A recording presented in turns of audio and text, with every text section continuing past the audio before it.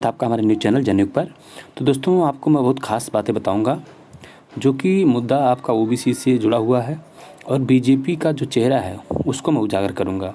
क्योंकि जो भी जनता आजमगढ़ की है या रामपुर की है और वो भी जो ओबीसी कैटेगरी और एससी एसटी कैटेगरी से जो बिलोंग करते हैं, मैं उनको मैं आगाह करना चाहता हूँ कि आजमगढ़ में धर्मेंद्र यादव सपा के प्रत्याशी हैं और निरहुआ जो हैं वो है बीजेपी के प्रत्याशी।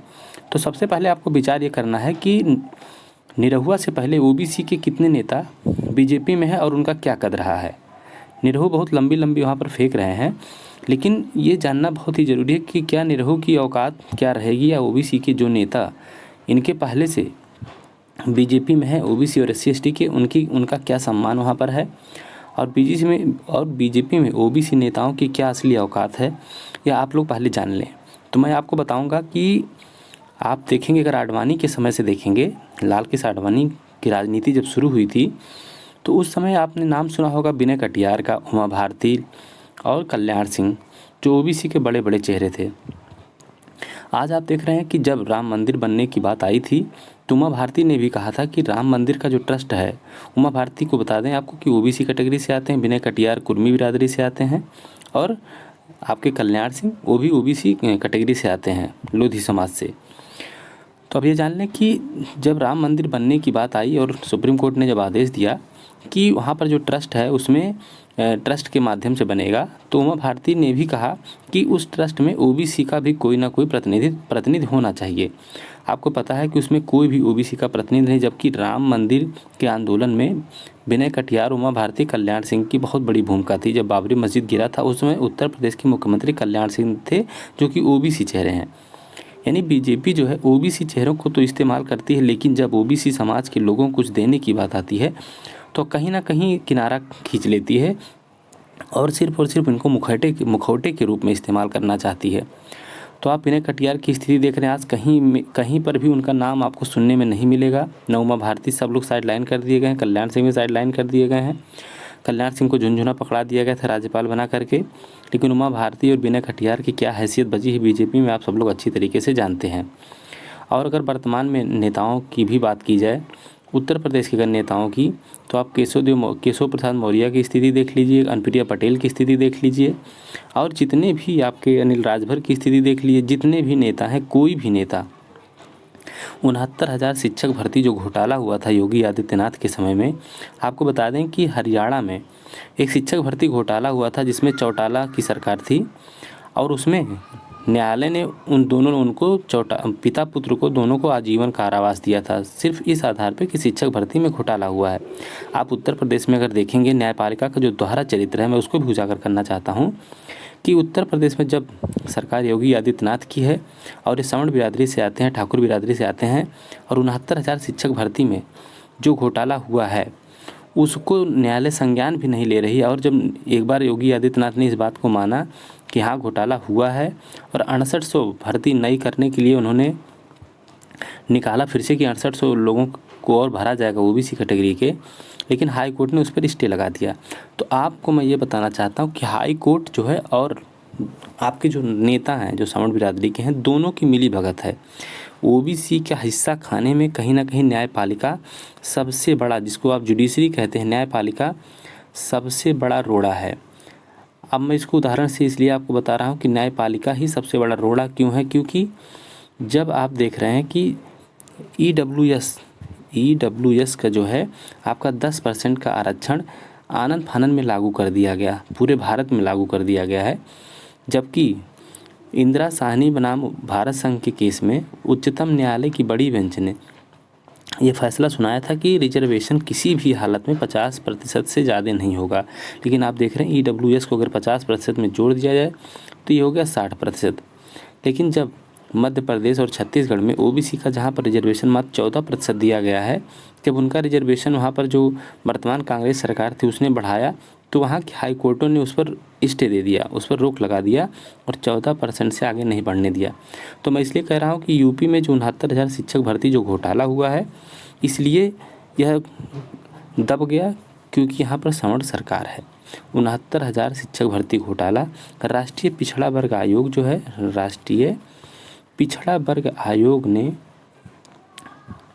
राष्ट्रीय पिछड़ा वर्ग आयोग ने भी अपनी रिपोर्ट में कहा था कि ओबीसी को सिर्फ 3% रिजर्वेशन इस 69,000 शिक्षक भर्ती में दिया गया है, यानी कि 24% हिस्सा ओबीसी का खाया गया है और 80 का भी हिस्सा इसमें खाया गया था। लेकिन मैं इसमें ज़्यादा ओबीसी की बात करूँगा, क्योंकि ओबीसी की कोई बात नहीं करता है, सभी लोग SC ST की ही बात करते हैं, जबकि सबसे ज़्यादा इस देश में अगर किसी का हक मारा जा रहा है तो ओबीसी का हक मारा जा रहा है। अब मैं आता हूँ निरहू पे।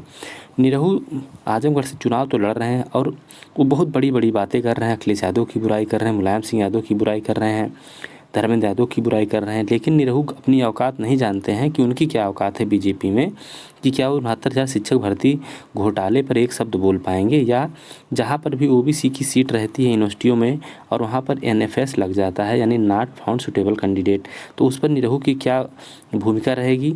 और मैं आपको बता दूँ, वहाँ की जनता को मैं आगाह करना चाहता हूँ कि जितने भी आजकल हीरो हीरोइन जो भी आते हैं राजनीति में या क्रिकेटर, उनका आप इतिहास उठा करके देख लिए, वो कभी भी जनता के भरोसे पर खरे नहीं उतरे हैं, अमिताभ बच्चन से लेकर के। और आप देख लीजिए वर्तमान में, चाहे गोविंदा हो, चाहे सचिन तेंदुलकर हो, चाहे आपके गौतम गंभीर हों, जितने भी लोग हैं, कोई भी राजनीति में सफल नहीं हुआ। क्यों? क्योंकि इनकी नाचने और गाने की तो आदत रहती है, तो ये अपना नाचना और गाना कभी छोड़ते नहीं। इसलिए ये सिर्फ और सिर्फ इनको इसलिए पार्टियां उतारती हैं कि पब्लिक जो है इनके नाच गाने को देख करके प्रभावित हो जाए और अपना वो बहुमूल्य वोट जो है इनको दे दे और पार्टियों को एक मोहरा मिल जाए और एक खाली खाली नुमाइंदा मिल जाए उस सोसाइटी का। ये उस सोसाइटी के लिए एक शब्द भी नहीं बोलने की इनकी औकात नहीं कि एक शब्द ये बोल दें, क्योंकि इनकी हैसियत ही नहीं है बोलने की। और आप देख सकते हैं कि मैं आपको बता दूं कि जातिगत जनगणना जो है, जातिगत जनगणना जो आपका 1931 में हुआ था, 1931 में उस समय ओबीसी की आबादी 52% थी और देश की टोटल जो पॉपुलेशन थी वो थी 30 करोड़ पॉपुलेशन थी उस समय देश की। आज देख सकते हैं आप कि लगभग 1,30,00,000 करोड़ पॉपुलेशन हो गई है देश की और ओबीसी की पॉपुलेशन मानी जा रही है कि 60% से कम नहीं होगी।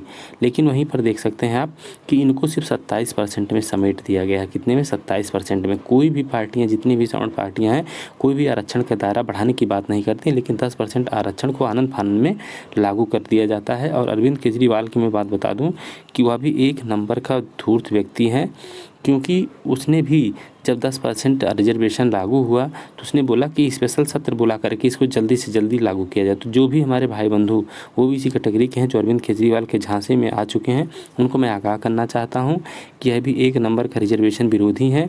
ये ओबीसी के हक को कहीं ना कहीं खाने में ये भी भागीदार हैं। और अरविंद केजरीवाल के शुरू की राजनीति देखेंगे तो आरक्षण विरोधी व्यक्ति रहे हैं, आरक्षण विरोधी इनका नेतृत्व किए हैं, आरक्षण विरोधी जितने भी आंदोलन हुए इसमें इनकी भूमिका बहुत बड़ी रही है।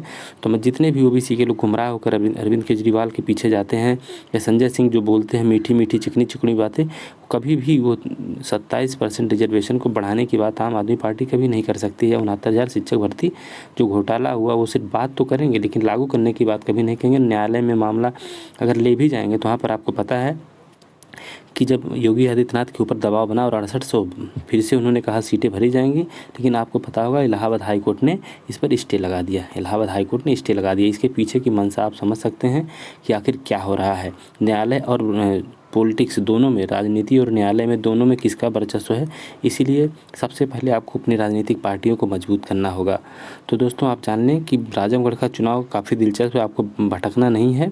और वहाँ पर धर्मेंद्र यादव जो हैं वो सबसे कॉम्पिटेंट कैंडिडेट हैं, वो सबसे सक्षम प्रत्याशी हैं। वो LLB हैं, पॉलिटिकल साइंस से MA हैं, पॉलिटिकल साइंस से MA हैं।